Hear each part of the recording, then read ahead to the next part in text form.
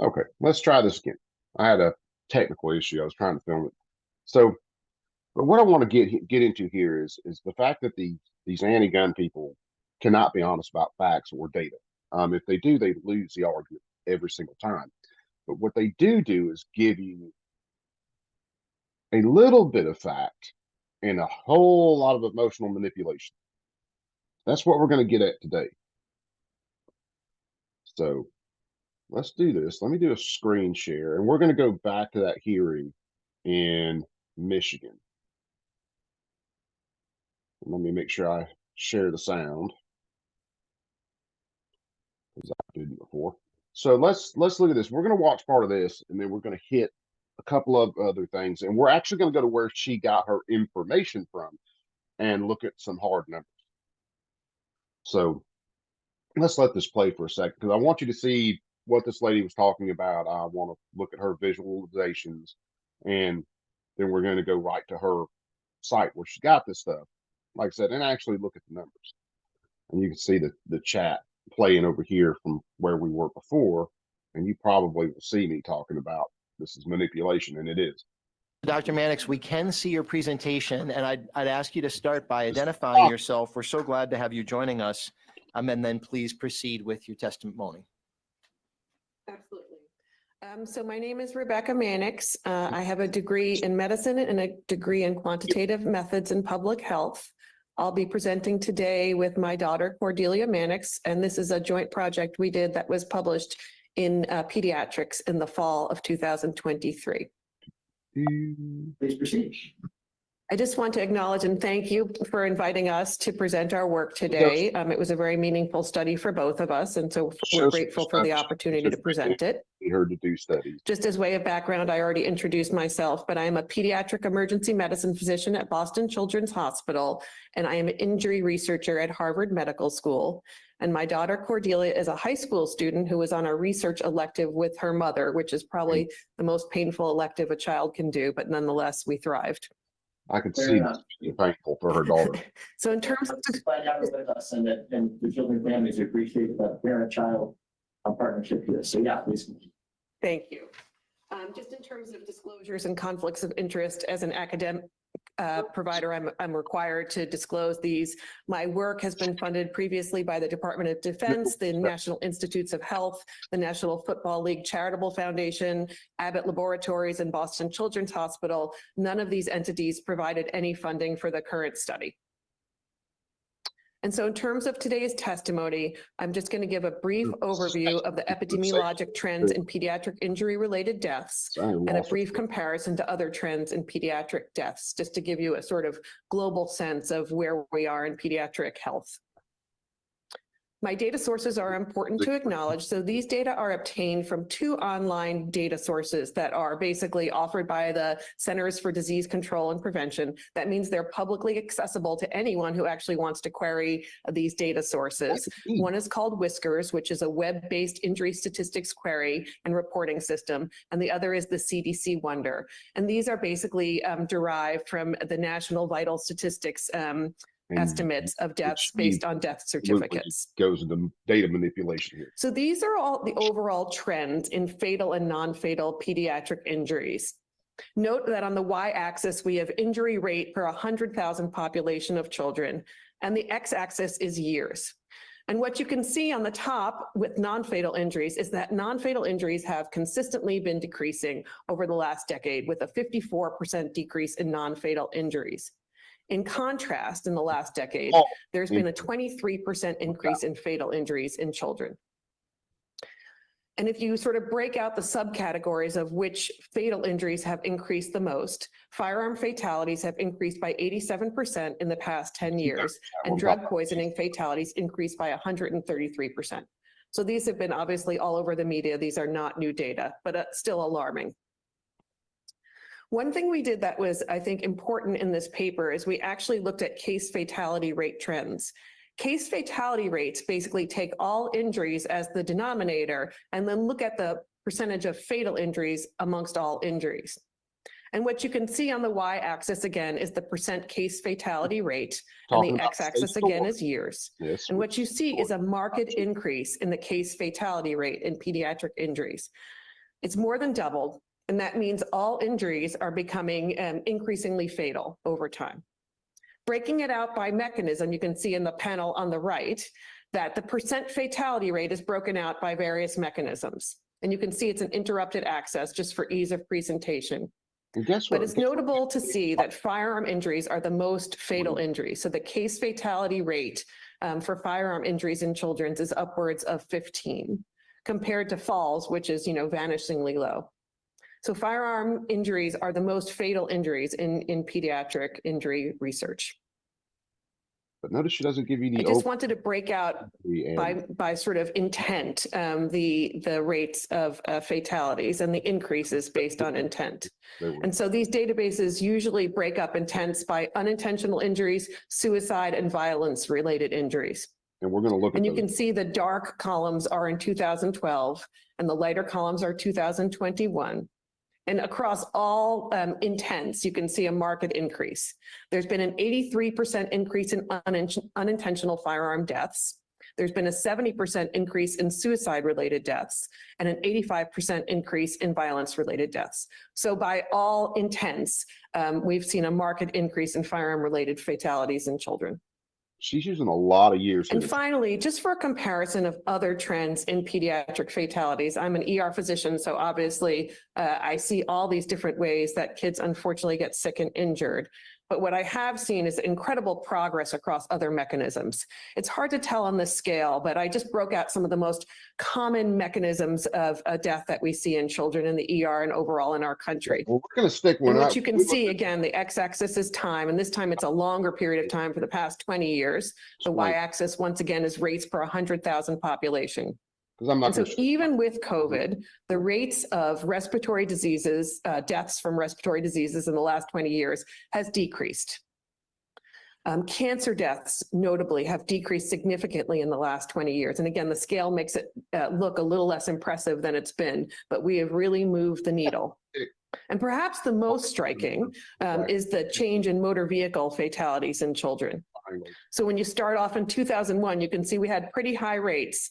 And we really have gotten ourselves less than half the rates of fatalities in children from motor vehicle traffic deaths. If you look at her really data, impressive. You can see it's climbing up a little bit in the last few years, so a trend to watch. Pause that for just a second. So if you look at her data, if you look at her chart here, you can see that firearms deaths have usually been extremely low compared to motor vehicle. And then you can see kind of firearms death climb a little bit, and you see motor vehicles start to tick back up, while you see respiratory drop back off. And that's running into 19, 20, and 21. When we had COVID, and it was supposed to be the most deadly thing on the planet as far as respiratory and all that shit. But yeah, let's keep on with this because. And then looking at firearm-related fatalities in children, these are the red squares. You can see a marked increase in the last few years. And this actually also depicts that for the first time in sort of the history of injury-related epidemiology in children, we see that firearm fatalities are now the #1 cause of death in children. So to summarize, case fatality rates from pediatric firearm injuries are high. Okay, I'm going to stop that right there because she just continues to go on with her horse shit. And let's look at something. Which one do I want to hit first? I'll tell you what. Let's go to the video that they were talking about wanting to use in this hearing, which is this. Now, this was done in, I think, 18. I've used some of this before. And again, they're talking about a safe storage law. They're equating all firearms injuries for so-called children. And they ain't breaking these numbers out, kids. So we're going to break it out. But I want to watch this video first. We're going to click through it a little bit. Just to show you how much these people are trying to manipulate things and manipulate people. I have it in my Juicy Couture box. And do your kids know where you think you've hidden yours? Mom, you. Well, we're going to skip. Give us guns, real guns. So What they're talking about is they took like 40-something kids. They ran half of them through the Eddie Eagle stuff a day, single time. And then they gave it a couple of days, and then they come back into this classroom, the safe area, and they place guns around it. Talk about manipulation.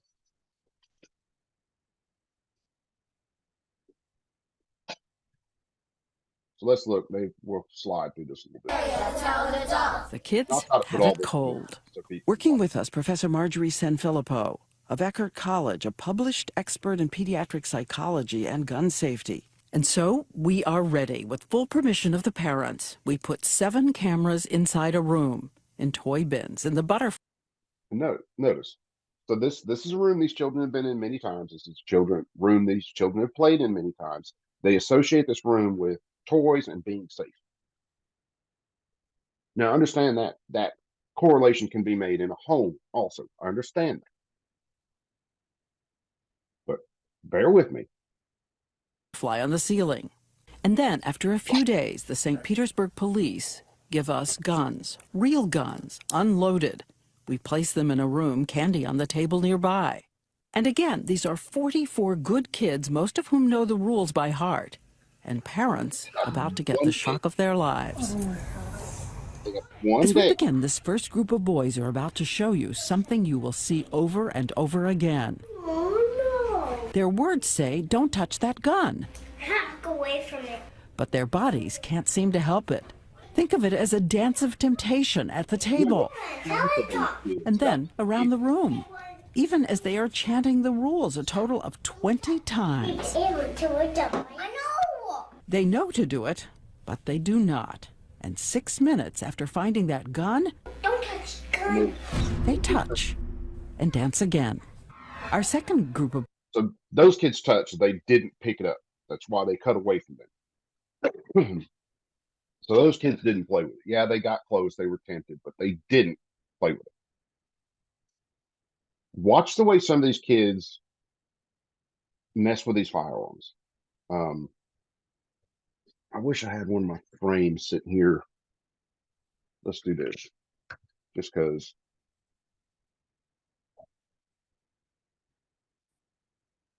All right. Completely clear firearm. Nothing in the barrel. Source of ammunition removed. Pull the whole slide. So just the frame.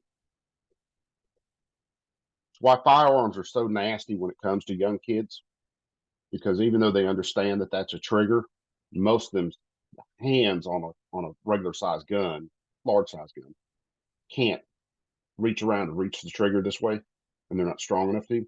So watch the way a lot of these kids do it. They pick the gun up and point it at themselves. Again, just frame, no barrel, no nothing. They point it at themselves and use their thumbs to operate the trigger. It's why you teach your children this stuff constantly. You don't give them an hour or so worth of training and then leave them alone for a few days. Don't get back to it. Don't reinforce it, and then put them in a room and then plant guns all over the place. Absolutely manipulative. boys is about to do the same. Don't touch. But they take only 2 minutes, not just to touch, but to pound the barrel. And then the third group. Don't mess with it. Within 10 And you'll see, when we're fixing to watch these two, you'll see the last ones, yes, they play around and goofed around. But again, they didn't pick it up and didn't manipulate it. If they had, they would have shown it to you like they do these kids. minutes, they take the gun out and do this. Professor Sanfilippo says that is a scene that is And they mentioned this scene in the hearing in Minnesota. It's one of the reasons I took the time to go dig this back up. too often played out in real life. These 3-year-olds who shoot themselves in the head, for whatever reason, it's a natural thing to look down the barrel. Right afterwards, this young boy narrates what he's doing as he's crossing the line. I'm touching it. I'm pulling it. See how many times. His friend shows this is how you check to see if a gun is real. Just see if it's real. Finally, after they've had time to play, And remember, only half of these kids were given the whole Eddie Eagle spiel. And you'll notice ones that were given that spiel that they showed so far, the ones who actually mentioned the stop, tell an adult, got close to the firearm, but didn't pick it up and play with it like that. So even though these assholes won't be honest enough to admit that even that little bit of training had a big effect. they get around to those rules. Help! Help! We found a gun. 2 guns. I mean 3. 2 guns. Did you guys touch it when I was gone? No. Yes. Yes. You did touch it when I was gone? We did touch it. Yes, you completely set them up, lady, with very little training. You did. Did you touch it? Yeah. Another child trying to figure out a gun by staring down the barrel. And what kid gets a gun in his hand and doesn't want to pretend he's in the movies? Put the gun down! Dude, that is a real gun. It's not funny. Again, you gave these kids next to no training. Let this play out. I'll look at something real fast. Professor Sanfilippo had seen enough. It's not a real gun. Yes! Right here. Okay, but what are you touching it for? The professor and the police officer asked for clarification. We both knew not to pull it. And the first thing we were going to do when you came back in was going to tell you this. And you did. You told me right away. And then you picked it up and pointed it at me. We weren't going to fire it or anything because we're both smart enough to know not to pull it.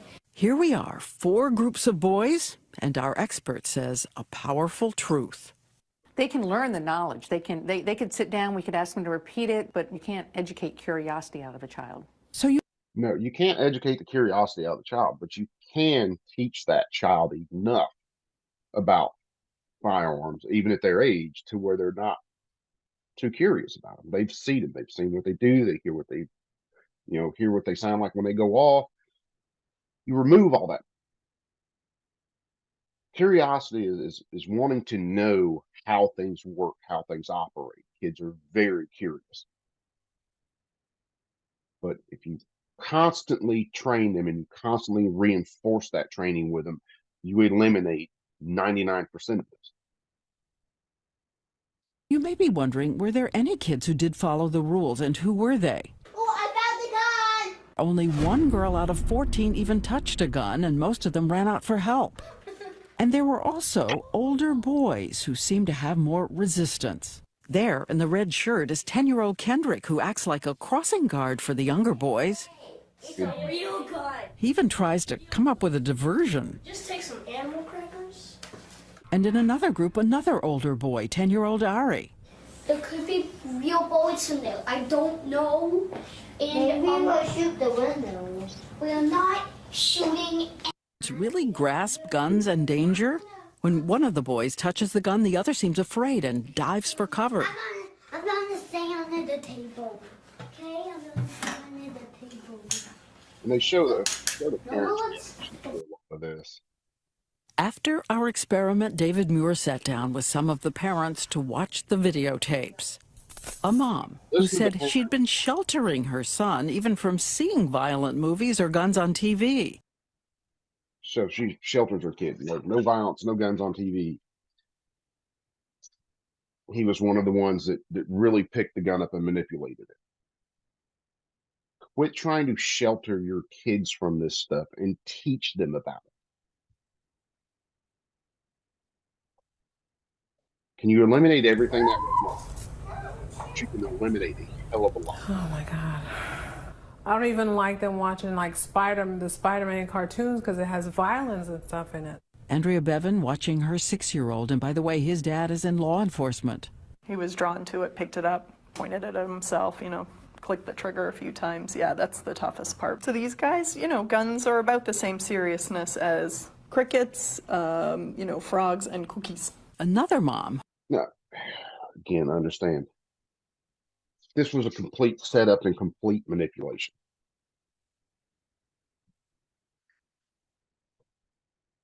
Who thought her 4-year-old hadn't even seen violent media. That's scary.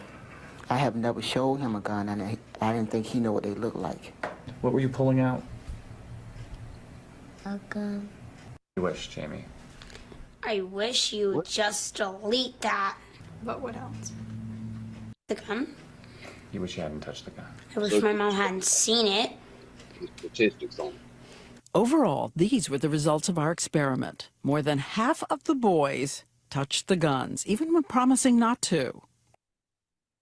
So half of the boys, more than half, 18 out of 30, actually touched the gun. Out of that 18, there was probably about 4 that actually picked the gun up and manipulated and played with it. The other ones just touched it. And the kids reinforced by Eddie Eagle and the local police, fewer of them touched. So with just that little bit of training, only 9 out of 24 kids actually touched the gun. Out of that 9, again, there were probably 3 or so that actually manipulated the gun, picked it up, went pulling triggers and shit. So what that does show you is even a minimal amount of training can stop a lot of this. However, if we took that training, we reinforced that training, made that, a constant thing, like I do with my kids, you eliminate damn near all of it. But a lot of them did too. Why was the gun even in here? That's a very good question. Very good question. Okay. So again, this was used or going to be used. They actually sent the link out to the lawmakers in this hearing about this safe storage. And they're trying to equate all of these deaths for kids with guns and accidents, when the vast majority of what they're talking about as far as kids getting hurt with firearms are all gang related, drug related. You know why the gun was in here? Because we wanted to see what kids would do if they found a gun. Showing us what so many parents say they wish they had seen. It just never would have crossed my mind to ask them if they had guns. Experienced hunters. And they do talk about a couple of people here. This guy, and there's another guy that's actually a police officer. This guy's, okay, said he had like 7 kids, but anyway, one of his kids picked up a gun, was manipulating it, and ended up shooting and killing his brother. The police officer, guy had his gun sitting on top of a dresser, handgun. He left for work. Somehow the kid, 3 years old or so, got it, ended up shooting himself.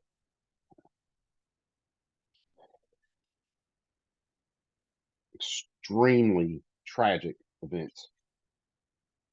But again, with proper training, you can teach most of that out of existence. If you can teach your kid not to touch a hot stove, not to stick shit in light sockets, you can teach them not to mess with a firearm. And they're trying to conflate, accidents like this that do happen sometimes with all the other firearms related deaths, which include suicides, which include gang members, which include people in home invasions. And some of this data will also include justifiable homicides where someone shot an attacker and killed them, law enforcement interventions. Because unfortunately, there are cases where law enforcement has had to shoot young kids because those young kids had guns and were going to shoot the cops. And you can't go around and say, well, that can never. Keep it in a closet far, far back where there's no way that she could climb up and get to it, at least at this point. I do have a high-powered rifle. That's all back in here. You can't even see it. To educate parents on ways to conceal their guns, companies run videos like. When I was growing up, my mom and dad didn't have handguns in the house, but we had shotguns, we had rifles. And yes, I knew where those guns were at. Found them. but I was always instructed enough that those aren't toys. So even though I could go in there and I could open a closet and I could see them, I never pulled them out and started manipulating them and waving around and pulling triggers and shit like that. These guns concealed behind a secret panel, behind clothing in a closet, in a hollowed out Bible, and in so many houses, a lot of children who think they know exactly where the guns are. We have a chef up top. That'll be with me for its midlife, but what it looked like. And then I guess I already know is that for the few seconds he was alive afterwards, I got to say goodbye to him and that I loved him. And do people see this on TV? Introduce their children to fire. On a machine gun at age 4. We went to meet Charlie and his family, and we found them at this gun party with other children. We're going to have fun, and we're going to be safe. They've been to these parties before, this one outside Atlanta, where children learn to shoot. Don't have to be bad. I mean, they're good, they're fun. They are among the families in America who believe something else. That by putting guns in the hands of young children, it takes away the mystery. It helps to diminish their curiosity. How they phrase it, putting hands in the guns of young children.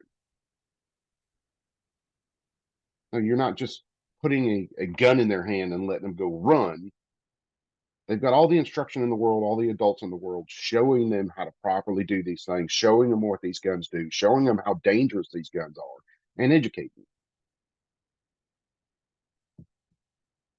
them. Charlie's dad, Latham, who owns Rusty's Rags, argues demystifying the gun is the answer. There's a lot of accidents that happen because kids aren't properly trained to use guns. So it's either, you know, education or ignorance is the way that we look at it.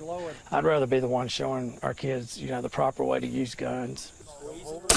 He couldn't provide numbers about whether allowing young children to shoot really removes curiosity later when the parents aren't there. But he was adamant that the children at all of his gun parties have never had an accident at home.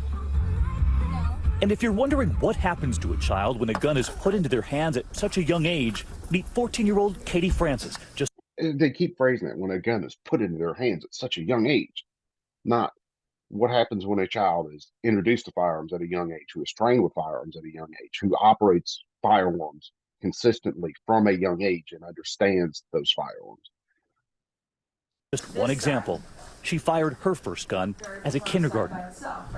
I make straight A's. Straight A's? That's a policy at our house. You can't wrap your kids in bubble wrap. You can make them wear a seatbelt every time they get into a car, and they still may die in a car accident. So you stand behind the decision? Absolutely, and I think that you have to start somewhere. You have to teach them responsibility with the weapon. I got it. My pistol, my shotgun, my rifle. Stocking her ammo on her waist, we were about to see what she can do.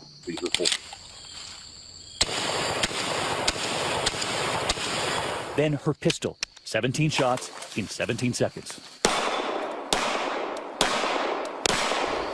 Katie's one of the top teenage shooters in the country, out shooting men 20 to 30 years older than her. And who's next in her family? Her 4-year-old sister, Sajal, just recently shooting for the first time. All from a young age, you know, you see a gun, you treat it like it was loaded all the time. He was outside working, his 8-year-old, his 10-year-old playing in the garage. He heard a shot. 10-year-old Dalton had been hit. Trying to get him to wake up, he won't wake up. And again, another extremely sad case.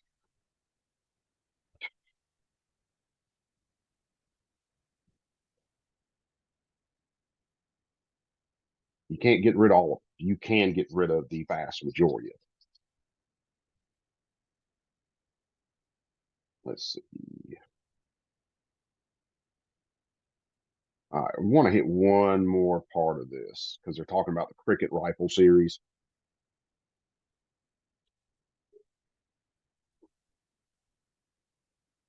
Let me find the right freaking place here. Okay, it's pink and it's flying off the shelves. But could you tell if it's real or a toy? And later, what about the people who say their loaded guns save them? Take our guns called My First Rifle. The company's mascot, Davy Cricket. And this just, these people do not understand that you're not just buying these guns, or your kid can't just go buy these guns since it's made for a child. This is parents buying firearms and then training their kids with them. Which reminded us of that little character in Pinocchio, Jiminy Cricket. And since 1996, sales have gone from 4,000 to 60,000 a year. There's been a number of research studies to show that girls especially are attracted to pink colors. Again, Professor Marjorie Sanfilippo from Eckerd College, an expert in child psychology. The gun industry has taken notice of this. So we decided to head back to that school in St. Petersburg, Florida, specifically to see how girls would react to colorful rifles. This time, we're outside. Police say they find weapons, particularly handguns, tossed into playgrounds around the country. Our hidden cameras inside the jungle gym, the bark on the ground, and an ex-Marine makes sure the colorful rifles are safe, unloaded. Keep in mind our first experiment, when the girls pretty much ran away from these guns. Oh, I got the gun! Yeah. Yes, there are people that, gangs and other situations, that will throw guns onto playgrounds trying to get rid of them.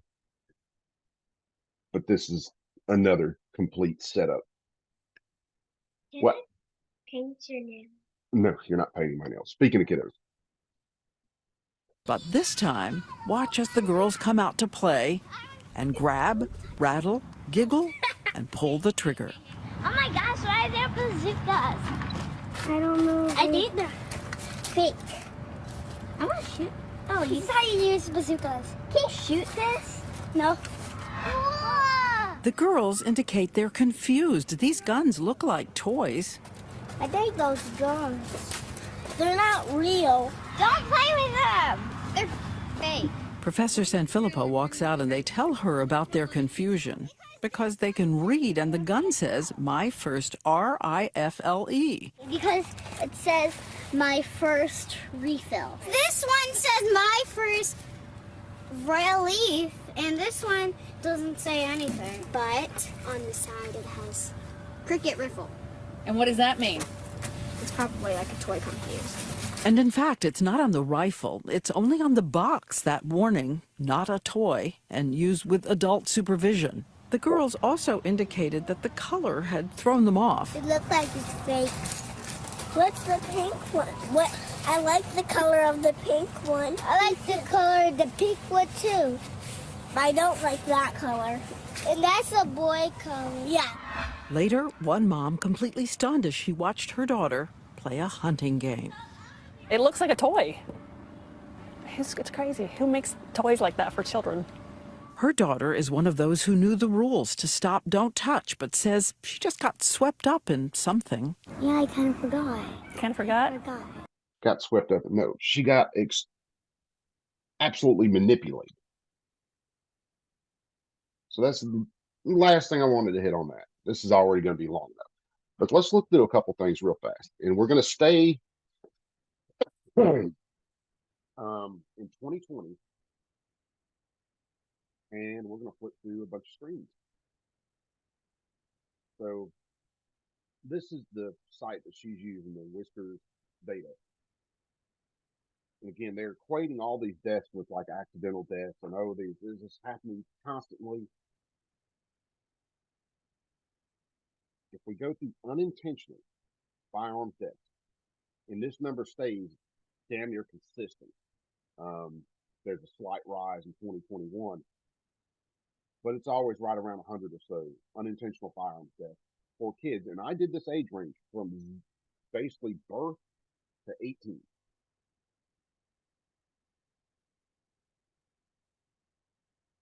Birth 18. So anybody you could possibly consider to still be a child, even though 18 is not a child. 18 is typically a grown person.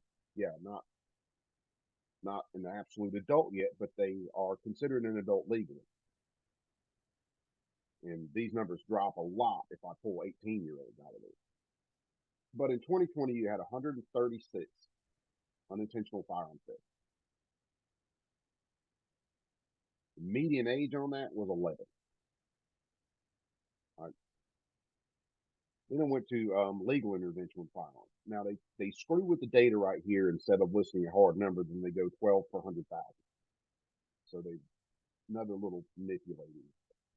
Now, as far as violence related firearms deaths in 2020, there were 3,022 from kids 0 to 18.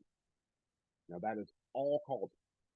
That's suicide, that's gang related, that's school shooting that is actually where a shooter walks in and shoots up a school. And that also includes justifiable homicide.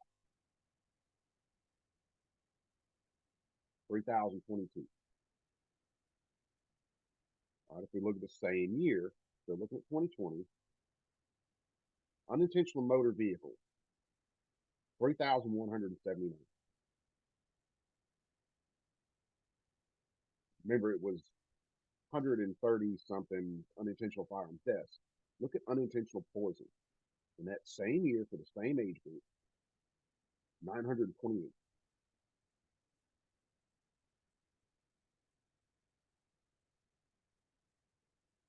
You are almost as likely to see fatal injuries on bicycles as you are from firearms. They were 99, so it was less than 130 something, but yes, still decent number. You are way more likely to have your child, innocent child, poisoned in the home than you are for them to come in contact with a firearm and have a firearm related accident and either shoot themselves or somebody else or kill them.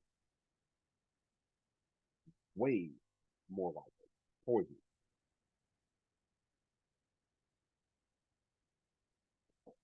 So if you wanted to push safe storage on something to save innocent lives, store your fucking chemicals, your bleach, your drain cleaners, because more innocent children die from those than by an unsecured firearm.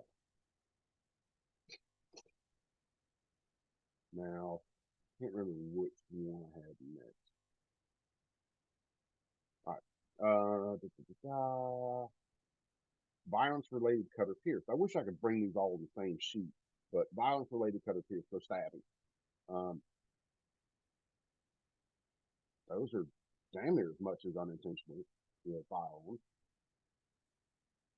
Then struck by or against, again, another kind of manipulation of data here, where it's per 100,000 and they list 15 per 100,000. So that would be blunt objects, punching, slammed into a wall.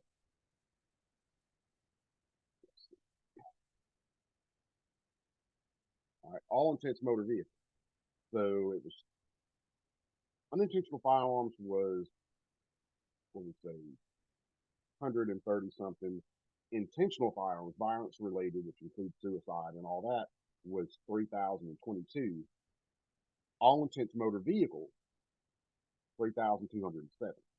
So still a higher percentage of death.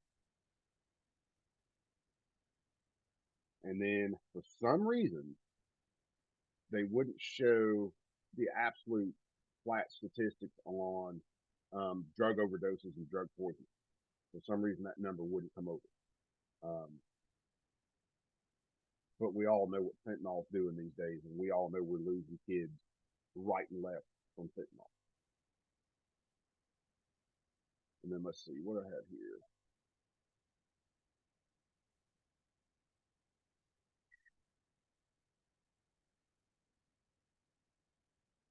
This one, well, this was motor vehicle overall. And I think this, I went to 21 on this one, 2021. Just to look at number of deaths, and it was 3,000. So it actually went up quite a bit from 3,200 and something to 3,529. So not a huge jump, but still, if I just throw a graph up there and I don't give you any hard numbers, guess what it looks like? It looks like there's a huge spike, right? That's what they're doing with firearms. Now, this was suicide, firearm suicide in 2020, 970. Or, mechanism. So suicide, firearm, 970. So out of that 3,000 and some change in violent firearms related deaths, 970 of those were suicide. But here's another one. If I got this in the right order, this is suicide non-violent for that same year, 1,207. So there were more suicides from ages 0 to 18 not involving firearms than there were involving firearms. I would suggest to the class that's a rough number, but in no way, shape, or form are firearms this leading cause. And how about we address what's actually causing these kids to think suicide is the way out?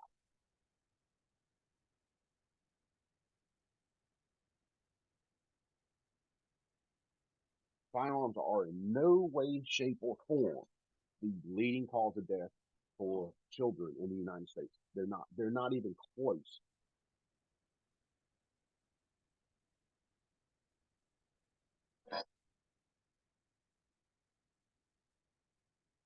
If you train your children about firearms, you teach your children about firearms, you teach them about firearm safety, and then you don't let your kid become involved in the world of drugs and gangs, your child is more likely to get poisoned in the home from a drain cleaner than they are to die from a fire.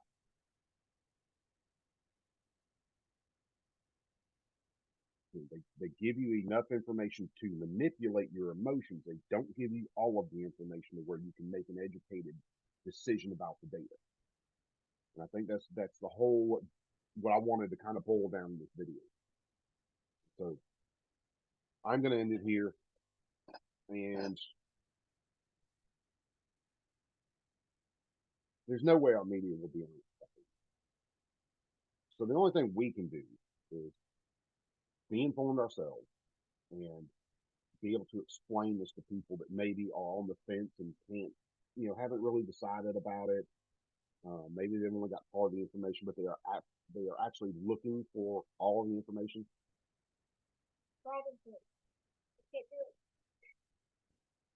All right. Do not paint each other up too much, child. All right. So I'm going to end this one here, guys. So you perfectly cool, as always. Keep that thing on you at all times. Boba says, do not make wildfires. If you have firearms in home, teach your children about firearms. Don't make Constantly reinforce it with your children. Do not make wildfires. And don't expect for your children to just automatically know something. The worst thing you can do is let your children's friends teach them something. You do it. You make sure that your children are trained. You make sure that your children know they're not toys. Yes, keep your gun stored.